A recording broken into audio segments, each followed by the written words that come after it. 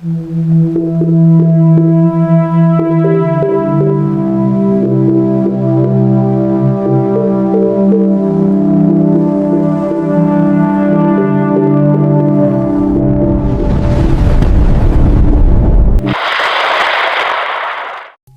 araw po sa inyong lahat. Narito na po ang pinaka-latest nating update sa magiging lagay ng panahon ngayong araw ng Sabado, April 11, 2026. Sa kasalukuyan nga po ang bagyong ating minumonitor sa labas ng ating Philippine Area of Responsibility ay kasalukuyan na nanatili sa kanyang lokasyon at huling namataan sa layong 1,750 km east of Northern Mindanao. Na kung saan taglay na po nito ang lakas na hangin na maabot sa 95 km per hour at may pagbugso na umaabot sa 115 km per hour na may kategory na nga po itong Severe Tropical Storm category, na kung saan nga po sa mga nakalipos na mga oras ay nag-intensify pa nga po itong bagyong ating minomonitor sa labas ng ating Philippine Area of Responsibility. At kung sakaling pumasok ito ng ating Philippine Area of Responsibility at ganap pa rin itong bagyo, ay tatawagin po natin ito sa local name na Bagyong Kaloy. Samantala may international na po itong Sinlaku ang kanyang international name.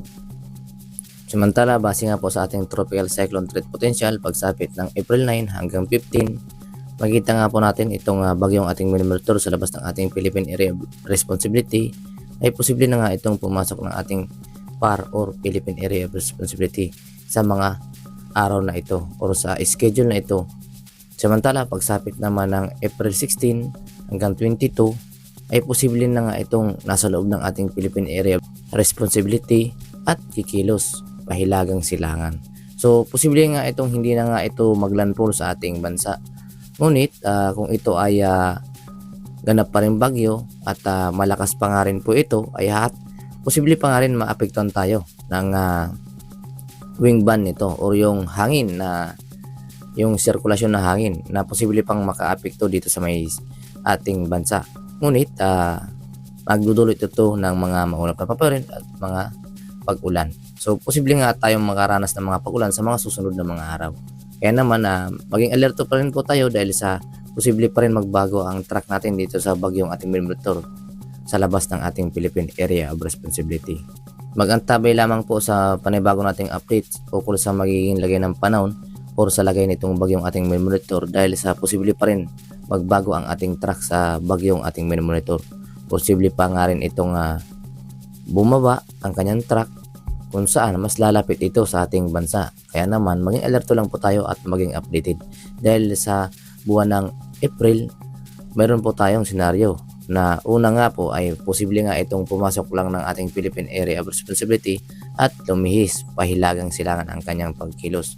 Ngunit mayroon din po tayong senaryo na posible nga rin itong maglandfall dito sa may Surigao del Norte patungo dito sa may Dinagat Islands at tatawid dito sa may Visayas patungo dito sa may Mimaropa area o kaya naman patungo dito sa may Palawan area.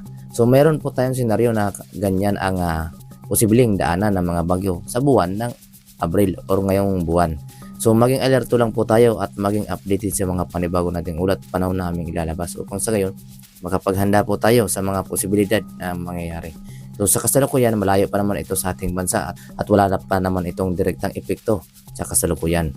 So ngunit dahil sa severe tropical storm na nga po ito ay malakas na nga po ang kanyang taglay na hangin na kung saan nga po, ulitin po natin, may lakas na nga po ito ng maabot sa 95 km per hour.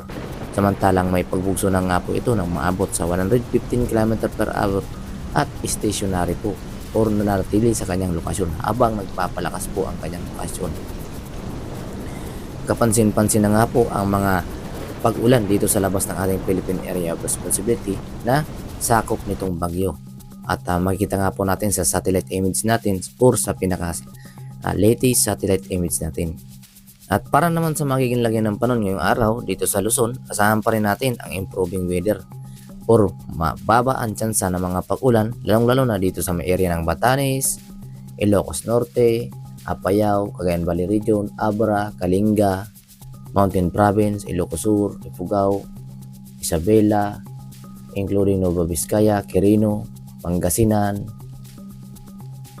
Samantala, dito sa may Central Luzon at Southern Luzon ay inasahan po natin makakaranas ng maalinsangang panahon pagsapit ng umaga at may tsansa ng mga localized thunderstorm pagsapit ng hapon at gabi, including dito sa Metro Manila.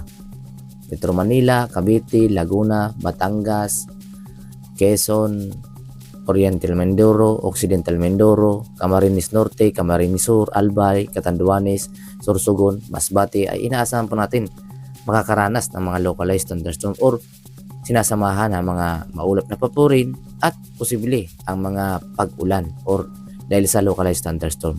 Kaya naman kung kayo ay lalabas ng inyong tahanan, ugaliin pa rin magdala ng payong o kaya namang kapote kung sakaling kayo ay lalabas ng inyong tahanan.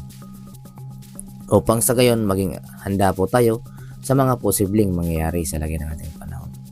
At para naman sa maging agwat ng temperatura dito sa Luzon, inaasahan po natin na makakaranas pa rin ng mainit na temperatura dito sa may Tugigaraw na umaabot sa 24 hanggang 37 degrees Celsius, Lawag 23 hanggang 33 degrees Celsius, Baguio 16 hanggang 25 degrees Celsius, Metro Manila 22 hanggang 34 degrees Celsius, Tagaytay 23 hanggang 32 degrees Celsius ang ating inaasang agwat ng temperatura.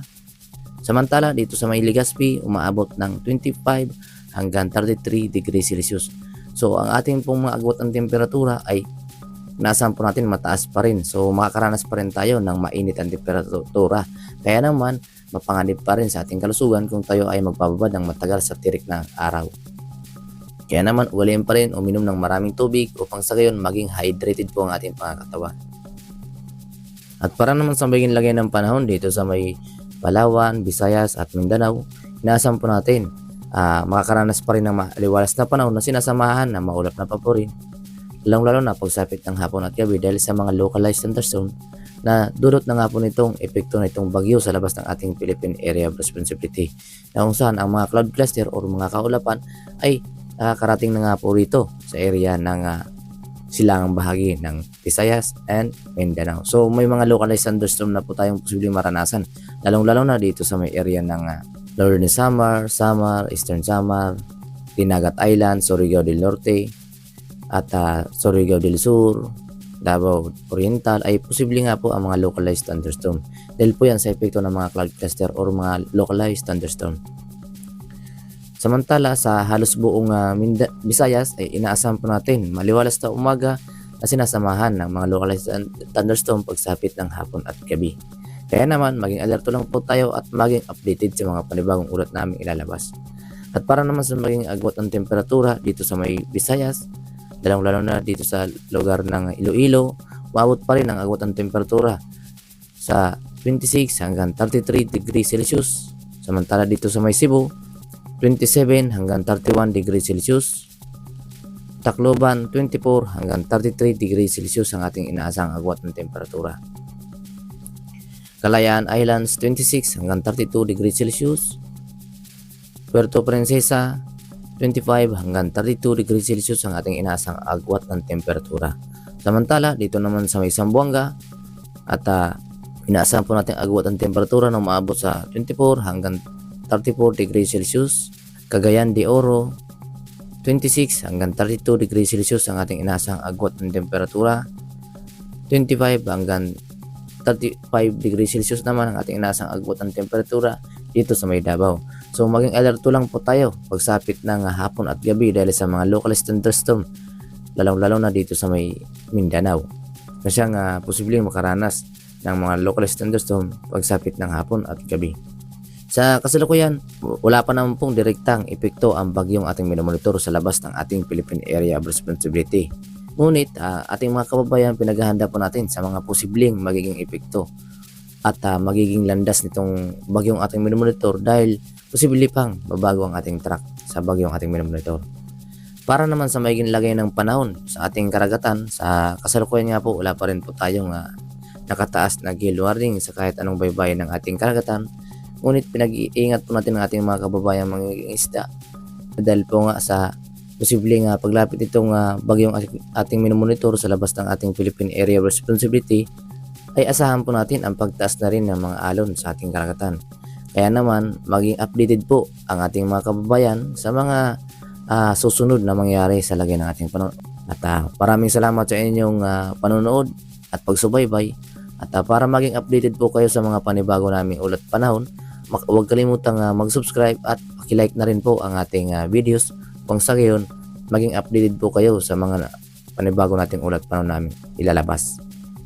Maraming salamat and God bless us all guys.